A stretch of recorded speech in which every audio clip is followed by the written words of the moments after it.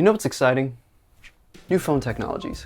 Year to year, there's usually never anything noteworthy other than we added the largest camera sensor ever in a smartphone, or our new chip uses on-device machine learning to open Instagram 20% faster. On a typical 2-year upgrade cycle, most people only feel a few of these benefits as they stack up.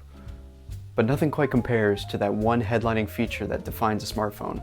The Google Pixel and its revolutionary photo processing, the iPhone 6s and the rise and eventual fall of 3D touch, the Galaxy Fold and how it, there's always that one generation of smartphones that sets the stage for tech to come. And lately, that trend has been in high refresh rates. The display refresh rate refers to the number of times per second the display will be refreshed to show a new image. On a typical display, this is usually 60 Hz, meaning that the maximum number of frames that can be displayed in 1 second is 60. Refresh rates of 90 or 120 Hz allow for 90 or 120 frames to be displayed, respectively. These numbers are only limited by the technology currently available, which at the time of recording appears to be a handful of 360 Hz panels and gaming monitors. On paper, it's easy to just say, okay, bigger number better, let's just put the best of the best in the phone. But there's a lot more that comes into play when you implement those panels in phones. High refresh rates made their first smartphone appearance in 2017 with the Razer Phone, which featured a 120 Hz display encased in one of the most uninspired slabs of aluminum I have ever seen. But what it lacked in style, it made up for in display tech. One of the things to consider when adding high refresh rate displays to a mobile device is how it will impact battery life. Something as power hungry as a phone display refreshing twice as fast as the rest of those on the market is sure to obliterate battery life. To combat this, the Razer Phone used a variable refresh rate. What this means is that when the content on the screen is stationary, such as reading a web page, the screen automatically clocks down the refresh rate since the content isn't changing. The refresh rate picks back up once scrolling or other interactions are detected.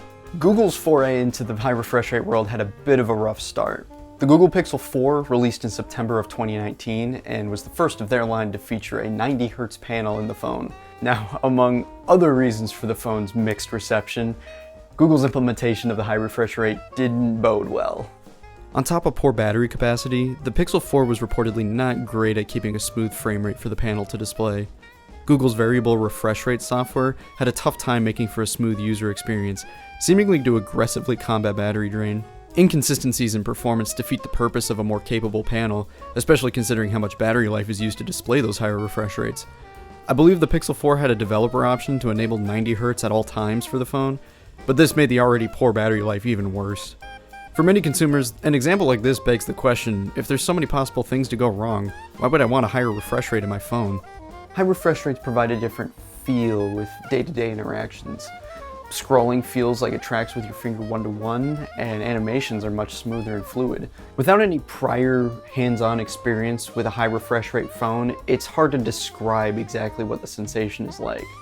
But what I can do is do my best to display it in slow motion.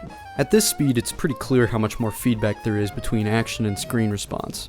User interface animations are cleaner and smoother, and scrolling quickly doesn't turn the content into a choppy blur. Now, clearly this isn't what a normal person sees when using their phone, but it should help illustrate how much more information is relayed back to the eye. This added level of responsiveness is intended to provide a much more enjoyable experience to the user. What makes for a good user experience is a perceptible improvement in the quality of user interactions.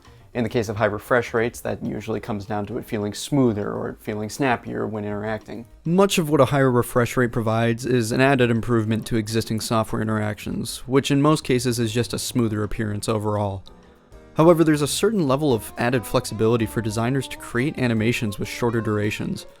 This can provide the appearance or even the illusion of a more responsive interface without eliminating that crucial navigation context that animations provide. A good analogy for this is display scaling on a high-resolution monitor, where there's the balance between legibility of the text and fitting more on the screen. Animations when unlocking the phone can be faster without feeling disorienting. App opening and navigation could feel much more responsive.